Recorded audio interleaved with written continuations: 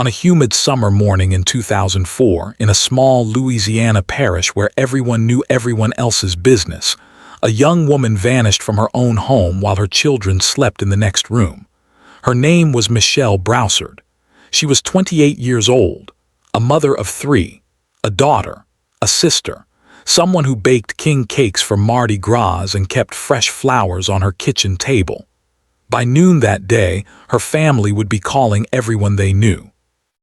By nightfall, the sheriff's department would be organizing search parties. And by the end of the week, investigators would begin to wonder if the person who claimed to love her most was the same person who had made her disappear. This is the story of a case that went cold for 16 years, a community that never stopped whispering, and the moment when silence finally shattered into truth. What happens when the person you trust to protect you becomes the very danger you cannot escape? The town of Landry Parish sits in the heart of Acadiana, where cypress trees grow thick along the bayou and the air hangs heavy with moisture even before the sun rises. This is crawfish country, Zydeco music country, a place where Catholic churches anchor every community and Friday night football games draw crowds that spill out of the bleachers. In 2004, Landry Parish was home to about 80,000 people, most of them living in small towns connected by 2-lane highways that cut through sugarcane fields and rice paddies. The economy relied on agriculture and oil. People worked hard. They went to church on Sunday. They knew their neighbors. They looked out for each other, or at least they thought they did. Broussard grew up in Opelousas, the parish seat, in a modest brick house on the north side of town. She was the middle child of 5. Her father worked at the grain elevator. Her mother cleaned houses and took in sewing. Michelle had dark hair that fell past her shoulders and a smile that made people feel at ease. She met David Broussard at a crawfish boil when she was 19. He was 23, tall, broad-shouldered. He worked offshore on the oil rigs, 2 weeks on and 2 weeks off. They married 6 months later at Sacred Heart Catholic Church. Within 5 years, they had 3 children. Emma was 7. Connor was 5. The baby, Lily, had just turned 2. They lived in a small rental house on the outskirts of Arnaudville, a town of barely 1,000 people where the main street consisted of a gas station, a grocery store, a church, and a bar. The house sat at the end of a gravel road, surrounded by fields on 3 sides. The nearest neighbor was a quarter mile away.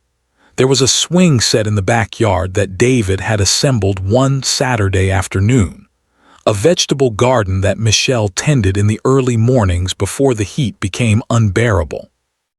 Inside, the house was clean but cluttered with the evidence of young children, toys in the living room, crayon drawings taped to the refrigerator, a basket of laundry perpetually waiting to be folded. On the morning of July 14, 2004, the temperature was already 82 degrees by 7 o'clock. The sky was pale and cloudless. Cicadas droned in the trees. Michelle woke before the children, as she always did. She made coffee.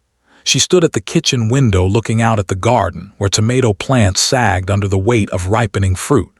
David had left 3 days earlier for his rotation offshore. He was due back in 11 days. This was the routine they had lived with since the beginning. 2 weeks alone, 2 weeks together.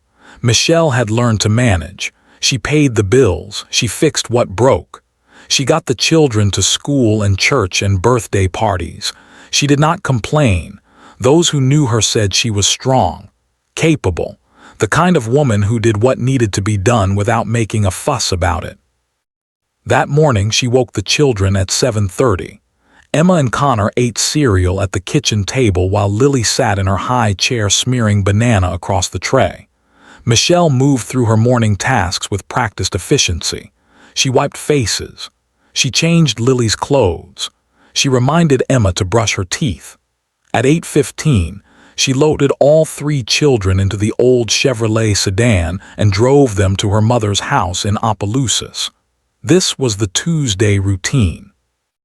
Michelle's mother watched the children while Michelle worked her shift at the medical clinic downtown. Michelle was a receptionist. She answered phones. She scheduled appointments. She filed insurance paperwork. She wore scrubs printed with cartoon characters to make the children in the waiting room smile. But that Tuesday, Michelle never made it to work. At 9:20 that morning, her supervisor called her cell phone. No answer. At 9:45, she called again. Still nothing. By 10:30, the supervisor called Michelle's mother. That was when the first thread of worry began to pull tight. Michelle's mother said she had not seen Michelle that morning. The children had not been dropped off. Michelle had not called. This was not like her daughter. Michelle was reliable, punctual. She always called if something came up. Always. Michelle's mother tried calling her daughter's cell phone. It went straight to voicemail. She called the house. The phone rang and rang. No answer. She called David offshore. He was on the rig platform, unreachable except through the company's emergency line. By noon, Michelle's father was driving out to the house in Arnaudville, his hands tight on the steering wheel, telling himself there was a simple explanation. A flat tire. A dead cell phone battery. Something ordinary. Something fixable. He arrived at the house at 12:30 in the afternoon. The Chevrolet was parked in the driveway. The front door was unlocked. Inside, the house was quiet. The breakfast dishes were still on the table. Connor's cereal bowl sat half full, the milk turned warm. Lily's high chair tray was sticky with dried banana. The television was on in the living room, playing a children's program to an empty room. Michelle's purse sat on the kitchen counter. Her keys were inside it. Her wallet. Her cell phone. Everything was there. Everything except Michelle. Michelle's father walked through every room calling her name. He checked the bathroom, the bedrooms, the closets. He went outside and walked around the property, the garden, the shed. The tree line at the edge of the field. He found nothing. No sign of struggle. No indication that anything was wrong. Just an empty house with breakfast dishes on the table and a television playing to no one. He called the sheriff's office at 1:15. By 2 o'clock, deputies were arriving at the scene. The St. Landry Parish Sheriff's Office treated the case as a missing person investigation from the start. Deputies walked the property. They searched the house room by room, looking for anything that might explain where Michelle had gone. They found her car keys, her phone, her purse with $43 cash inside. They found no signs of forced entry, no broken windows, no damaged locks. The back door was unlocked, but that was not unusual in a rural area where people often left doors open during the day. What they did not find was any indication of where Michelle Broussard had gone or why she would have left 3 young children alone in the house. The children, Emma and Connor and little Lily, they were found by Michelle's father still in the house when he arrived. Emma, the 7-year-old, said her mother had been there that morning. She had made them breakfast. She had told them to stay inside and watch television. She said she would be right back. Emma did not know where her mother had gone. Connor, at 5, remembered less. He said his mother had gone outside. He thought maybe she went to the garden. Lily, at 2, could offer nothing coherent. She cried for her mother and would not be consoled. Investigators immediately tried to reach David Broussard offshore. The oil company's protocol required going through their emergency communication system. It took until 4:30 that afternoon to get word to him. When he was finally informed that his partner was missing, he requested immediate evacuation from the platform. Company helicopters did not fly after dark except in cases of medical emergency. David would have to wait until first light the following morning. He spent that night on the rig, unreachable, while search teams began combing the area around his home. By nightfall on July 14th, more than 50 volunteers had gathered at the Arnaudville Volunteer Fire Department. They organized into teams. They divided up sections of the parish on maps spread across folding tables. Some searched on foot through the fields and tree lines.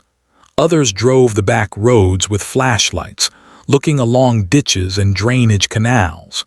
The local police department brought in tracking dogs. The dogs picked up Michelle's scent leading from the back door of the house across the yard toward the tree line, then lost it at the edge of the gravel road, as if she had simply vanished into the humid summer air. The immediate theory among the volunteers was that Michelle had suffered some kind of medical emergency. Perhaps she had gone outside feeling ill and collapsed somewhere out of sight.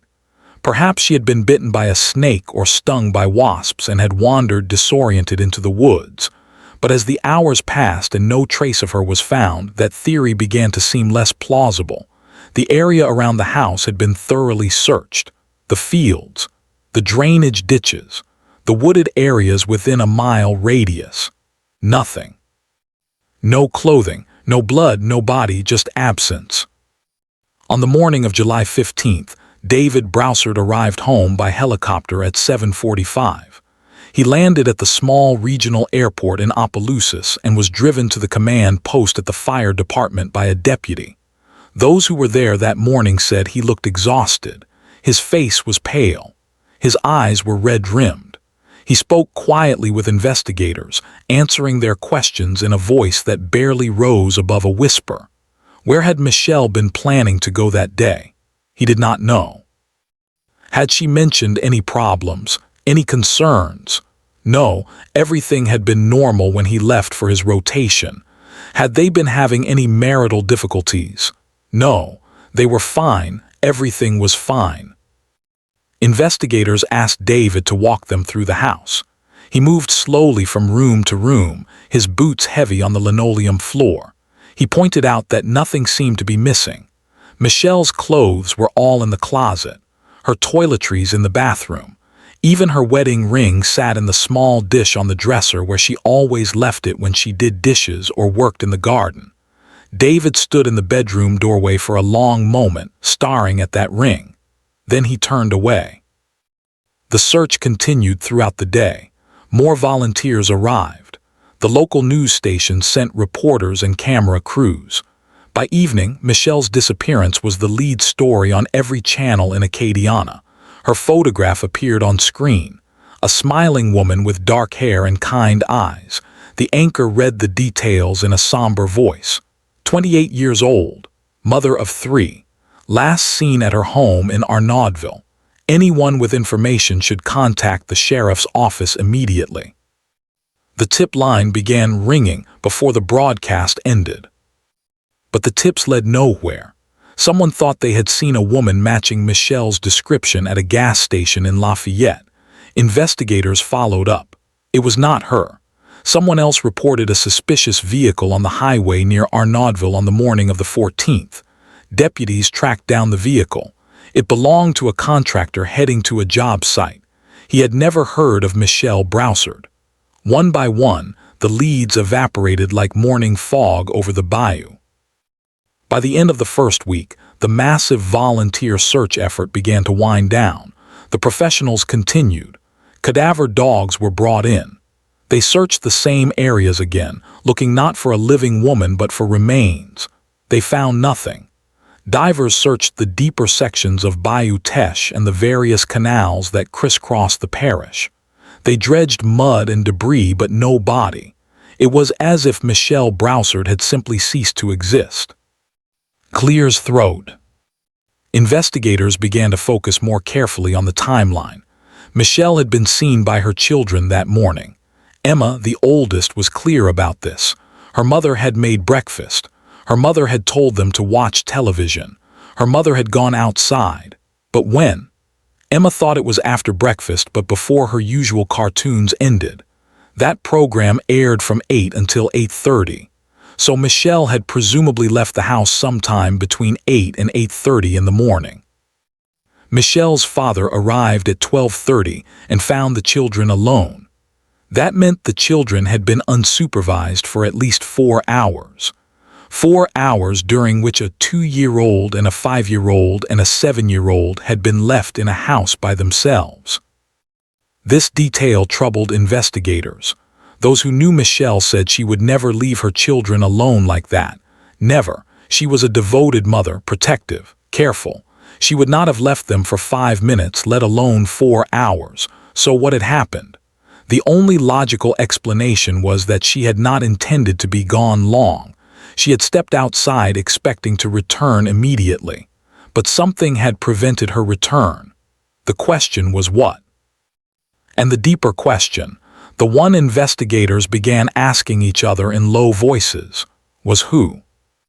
There were no signs of struggle inside the house, but outside in the soft dirt near the garden, deputies found what might have been drag marks, or they might have been nothing more than the tracks left by Michelle pulling a garden hose. The marks led from the garden toward the gravel driveway, then disappeared on the harder surface. Photographs were taken, measurements recorded, but the evidence was inconclusive. It could mean everything. It could mean nothing. David Broussard remained at the house, surrounded by family members who came to support him. His mother arrived from Baton Rouge. Michelle's siblings filled the small living room. Casseroles appeared on the kitchen counter, brought by neighbors and church members.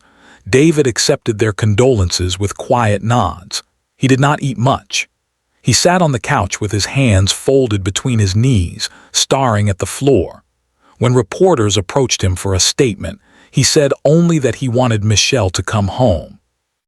He said he was praying for her safe return. His voice broke when he said it. But there were small things, details that did not quite fit. Deputies noticed that David showed little interest in the ongoing search efforts. He did not join the volunteer teams combing the fields. He did not help distribute flyers or organize tip lines. When asked about this later, he said he needed to be with his children. They needed him. He could not leave them. This was reasonable, understandable, yet other parents in similar situations had found ways to do both. To search and to comfort, to be present in the effort to find their missing loved one. There was also the matter of David's composure. Those who knew him said he was not normally an emotional man. He worked in a dangerous profession where keeping calm was essential. He was not the type to cry or rage or fall apart. But even accounting for this, his demeanor struck some as unusual. Too calm, too controlled. Deputies whispered quietly among themselves. They had seen this before.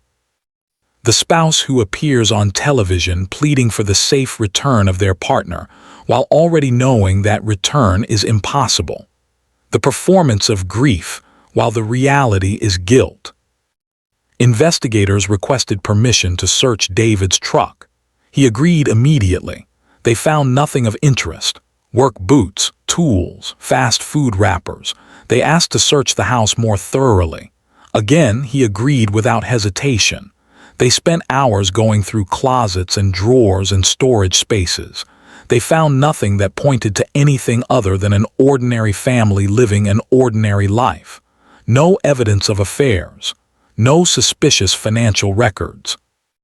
No history of domestic violence calls to the address. On paper, the Broussards looked like exactly what they claimed to be. A working family making ends meet. A mother and father raising 3 children in a small Louisiana town. But investigators kept coming back to the timeline. David had been offshore when Michelle disappeared. This was verified. The oil company confirmed he had been on the platform continuously from July 11th through July 15th. There were logs, time sheets, security records, multiple witnesses. David Broussard could not have been in Arnaudville on the morning of July 14th. This fact was established beyond any doubt.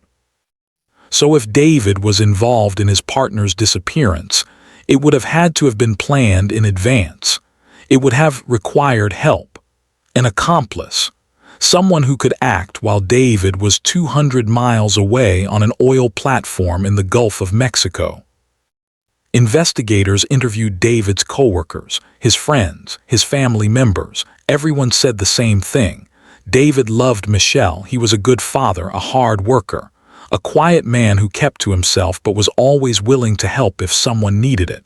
No one could imagine him harming anyone, let alone the mother of his children. The investigation began to stall, without evidence, without witnesses, without even a body. There was nowhere to go. By September, the case had gone cold. The sheriff's office kept it classified as an active missing person investigation, but the reality was that there were no new leads to pursue. Michelle's family organized vigils. They kept her photograph in the local newspapers. They offered a reward for information. Nothing came of it. The months passed. Fall turned to winter. The story faded from the news. People stopped talking about it. Life went on, except for those who had loved Michelle Broussard. For them, time stopped on a summer morning in July when she walked out her back door and never came home. David Broussard continued working offshore. His mother moved in to help care for the children. Emma started 3rd grade. Connor started 1st grade. Lily learned to talk in full sentences. The house in Arnaudville remained their home, though Michelle's mother could barely stand to visit it. Every time she walked through that door, she saw the breakfast dishes on the table. She heard the television playing. She felt the terrible absence of her daughter in every room. For those who have ever doubted someone you love, you know the feeling. It starts as a small thing, a question you cannot quite silence, a detail that does not fit, and then it grows. It becomes a presence in every conversation, every shared meal, every quiet moment. You look at the person across from you and wonder if you ever really knew them at all. This was the weight that Michelle's family carried. They wanted to believe that David had nothing to do with her disappearance. They wanted to believe that some stranger had taken her, that she was alive somewhere, that she might still come home. But the questions remained, the doubts, the suspicions they could not voice because to voice them would be to accuse. To accuse would be to destroy what little remained of their family. The children grew. Emma became quiet, withdrawn. She stopped drawing pictures in school. Her teachers noticed but did not know what to say. What do you say to a child whose mother vanished? Connor developed nightmares. He woke screaming in the darkness, calling for his mother. David would go to him, would hold him, would tell him everything was going to be all right. But Connor's nightmares persisted. And Lily, who had been so young when it happened, began to have no memory of Michelle at all. Her mother became a photograph on the wall, a story told by relatives, a ghost she had never known. In 2007, 3 years after Michelle disappeared, David's mother returned to Baton Rouge. She said the children were old enough now that David could manage on his own. But those close to the family whispered that she could not bear it anymore, could not bear the questions, the suspicions, the weight of not knowing. David hired a series of babysitters to watch the children while he was offshore. Some stayed a few months, others only weeks. The turnover was constant. The house developed a reputation. The place where that woman vanished. People did not want to work there, did not want to be alone there after dark. By 2010, 6 years had passed. The sheriff's office had changed hands. New deputies who had not worked the original case looked at the files with fresh eyes. They saw the same inconsistencies that had troubled the original investigators. The timeline, the lack of evidence, the improbable nature of a woman vanishing from her own home in broad daylight with no witnesses and no trace. One detective in particular, a woman named Margaret Fontenot, became interested in the case. She had grown up in St. Landry Parish. She remembered when Michelle Broussard disappeared. She remembered the news coverage, the searches, the vigils, and she remembered thinking even then that something about the husband's demeanor had seemed off. Detective Fontenot began re-interviewing witnesses. She spoke with Michelle's family, her co-workers, her friends from church. She went back to Arnaudville and knocked on doors. She asked the neighbors if they remembered anything from that day. Most had already been interviewed multiple times. They had nothing new to offer, but Fontenot was persistent. She had a theory. She believed that someone in the community knew something, had seen something, had heard something. People in small towns talk. They notice. They remember. She just had to find the right person to ask the right question. In early 2011, Fontenot interviewed Emma Broussard, now 14 years old. Emma had been interviewed multiple times as a child, always with her father present. This time, Fontenot arranged to speak with Emma at school with a counselor present but without David in the room. Emma was hesitant at first, quiet. She answered questions in monosyllables. Yes, no, I don't remember, but Fontenot was patient. She did not push. She asked about Emma's memories of her mother. What Michelle had been like, what they had done together. Slowly, Emma began to open up. She talked about her mother's garden, about how Michelle would let her help plant seeds, about the king cakes her mother baked, about the way Michelle sang along to the radio while cooking dinner. And then, quietly, Emma said something she had never told anyone before. She said that on the morning her mother disappeared, she had heard her parents arguing. Emma said she remembered this clearly, even though it did not make sense. Her father was supposed to be offshore, but Emma was certain. She had heard her father's voice. She had heard him and her mother arguing in the bedroom. She had heard the back door slam, and then silence. Detective Fontenot felt her pulse quicken. She asked Emma if she was certain about this. Emma nodded. She was certain, but she had been afraid to say anything before, afraid because her father had told her she must have been dreaming, that he was not home that morning, that it was impossible, and Emma, at 7 years old, had believed him, had convinced herself that she must have been confused, must have imagined it. But now, at 14, she knew what she had heard. She knew her father had been there. This changed everything. If David Broussard had been home that morning, then the entire alibi collapsed. The oil company records showed him on the platform, but records could be falsified. Logs could be altered. Time sheets could be forged, especially if someone in the company was willing to help. Fontenot began investigating David's coworkers more thoroughly. She looked into his supervisor, his shift manager, anyone who would have had access to the records, and she found something, a discrepancy. A notation in the log that had been written in different handwriting, a time stamp that did not match the original entries.